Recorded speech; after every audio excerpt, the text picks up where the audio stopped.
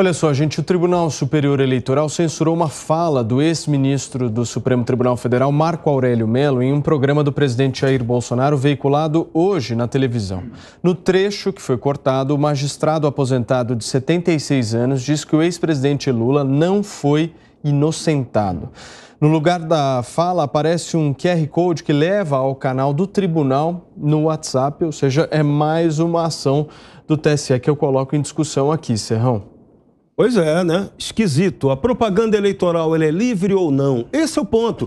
Cabe agora a esse novo Congresso Nacional uma rediscussão completa sobre essas regras de propaganda eleitoral. Eu pessoalmente, eu acho absurda a propaganda gratuita em rádio e televisão. Essa porcaria tinha que acabar. Mas se ela está aí, se ela existe, ela tinha que ter regras mínimas de civilidade. A propaganda era para o candidato apresentar proposta e não para ficar esculachando o adversário ou inimigo. Então, proposta, não achincalhe, não calúnia, injúria e difamação. Sobre esse princípio está certo. Agora, o que faz o Tribunal Eleitoral agora? Faz a emenda pior que o soneto. Fica uma coisa insuportável de ouvir. Você mantém uma propaganda que é contrária e aí você coloca no meio dela a opinião tergiversada, de que a justiça diz que coloca a opinião da justiça ou a decisão da justiça no meio da propaganda. Isso é uma loucura total. Isso também é uma interferência, é uma censura atravessada, uma censura disfarçada. De novo, ela também é inconstitucional, ela também não cabe, ela também atenta contra a liberdade e o bom senso. Então, momentos difíceis. Precisamos retomar a racionalidade no Brasil. Cris, dá para a gente cravar essa inocência?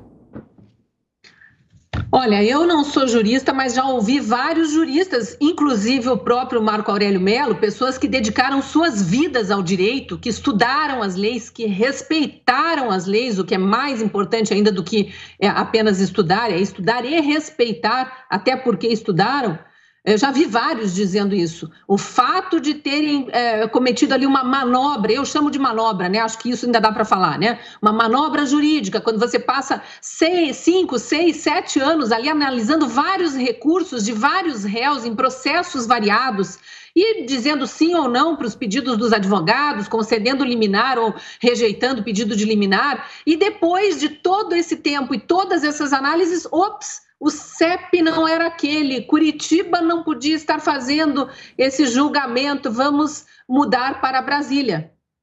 E aí você arquiva um processo para ele ser reaberto em outra comarca e o juiz dessa outra comarca pede desculpas à sociedade e diz: eu analisei, conforme as leis do país, pela idade do réu, não é mais possível abrir de novo esse processo, porque os prazos previstos em lei que nós respeitamos são maiores do que aquele que a própria lei diz ser aplicável para pessoas com a idade deste réu. Foi só por isso que este réu chegou à condição que chegou, a gente não pode usar a palavra também, nenhuma palavra que se refira a essa atual condição dele, mas não é inocente, certamente não é inocente, tanto que essa palavra continua liberada, a gente usa, mas usa com o não na frente, e está aí na disputa eleitoral, entrando com esses pedidos arbitrários, porque ele adora uma censura e está querendo mostrar para o eleitorado mais distraído um pouquinho do que vai ser o Brasil